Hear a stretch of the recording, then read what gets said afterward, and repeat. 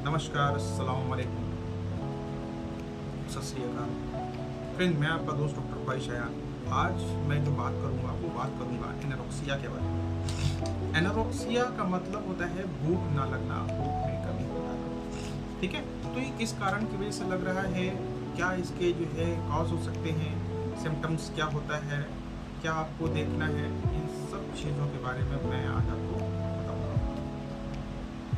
ठीक है फ्रेंड्स, तो फ्रेंड चलिए शुरू करते हैं। देखिए, भूख न लगने के कई कारण हो सकते हैं। सबसे पहले अगर आपके पास पेशेंट कोई आ रहा है और वो ये बता रहा है कि उसे भूख नहीं लग रहा है, तो आप उसे फर्स्ट रोल आउट कैसे करते हैं। सबसे पहले अगर आपके पास कोई बच्चा आ रहा है तो आप ये देखें, आजकल बच्चों का पढ़ाई का प्रेशर बहुत ज़्यादा है। हो सकता है पढ़ाई के प्रेशर की वजह से बच्चे क्या कर रहे हो, उसे भूख ना लग रही हो, वो बहुत ज़्यादा स्ट्रेस में, टेंशन में रह रहे हैं। फर्स्ट।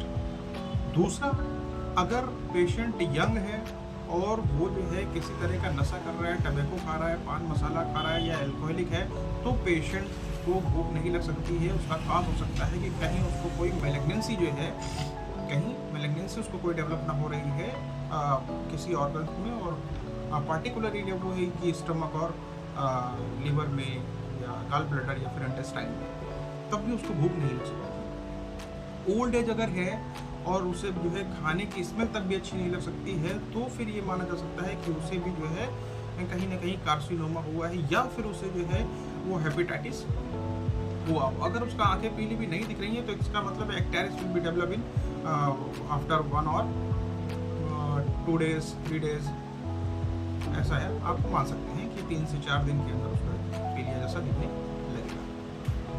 या फिर आप ऐसी कुछ दवाएं का यूज़ कर रहे हो जिनसे भूख कम लग सकती है, लाइक एस मेटफॉर्मिन हाइड्रोक्लोराइड, उससे भी आपको क्या कर सकते हैं, भूख कम लगने लगती है। या पेशेंट जो है प्रेग्नेंट तो नहीं है, आपको ये देखना है कि प्रेगनेंसी में तो नहीं है।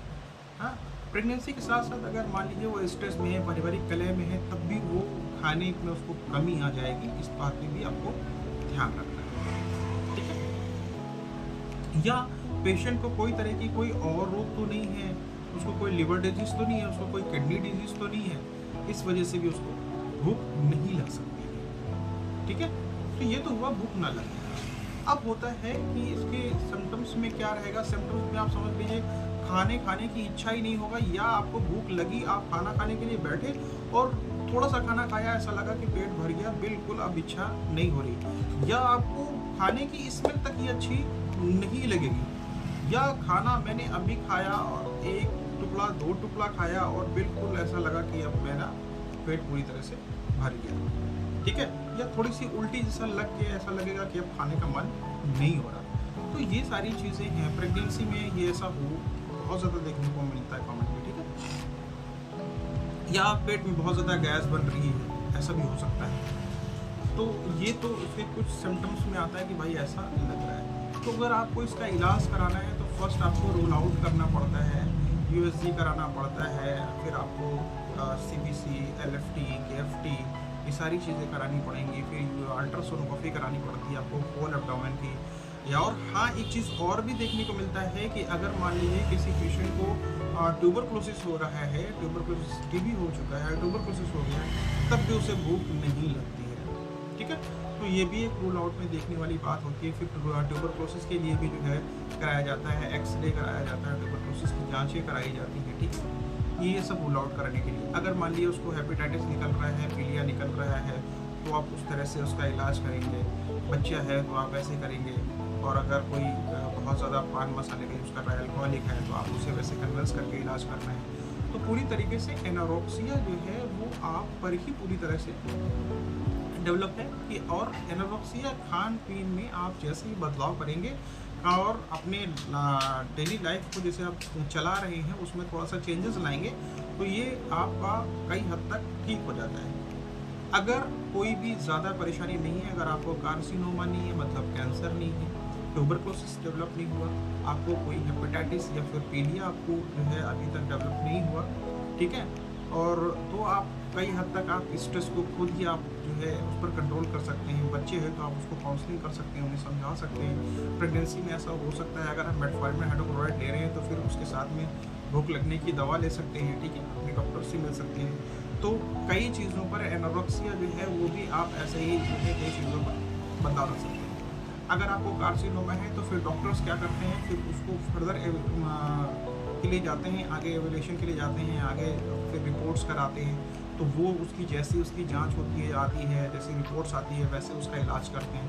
अगर आपको हेपेटाइटिस निकलता है और जॉन्डिस निकलता है तो फिर वो उसका इलाज होता है एनोरेक्सिया में, या अगर आपको ट्यूबरक्लोसिस है तो फिर वो इसका इलाज होता है, स्पेशली ट्यूबरक्लोसिस आपका लंग्स का रेस्पिरेटरी इन्फेक्शन में, ठीक है। और अगर आप जो है अल्कोहलिक हैं या जिनका यूज़ कर रहे हैं तो फिर भी आप समझ लीजिए कि आप अपने आप को गर्त में ढकेल रहे हैं। धीरे धीरे आपको अभी नहीं, आज नहीं तो कल नहीं तो कुछ सालों के बाद आपको आपके अंदर एक कार्सिनोमा डेवलप होना है, मैलिग्नेंसी डेवलप होना है, जो कैंसरेबल होता है मैलिग्नेंसी आपके स्टमक में, आपके लीवर में, आपके गल ब्लैडर में, आपके इंटेस्टाइन में, कहीं पर भी आपको कैंसर करा सकता है। तो इनसे बच कर रहे हैं हम, ना करें। फिर वो पारिवारिक कलह है, अगर ऐसा है तो आप उस पर भी ध्यान दें।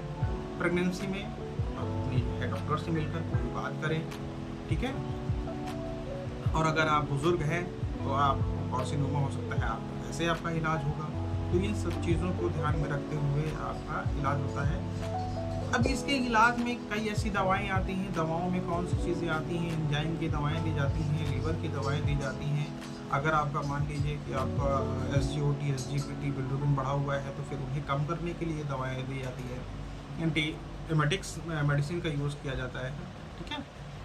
और यही सारी चीज़ों का, ये सारी दवाएं रोल आउट करके आपका भूख बढ़ाया जा सकता है। कमजोरी, वीकनेस लग रही है, विटामिन और मिनरल्स दिए जाते हैं तो आपको खाने की इच्छा होने लगती है। तो उम्मीद है कि आज आपको ये वीडियो समझ में आई होगी कि एनोरेक्सिया क्या है और एनोरेक्सिया से कैसे बच सकते हैं।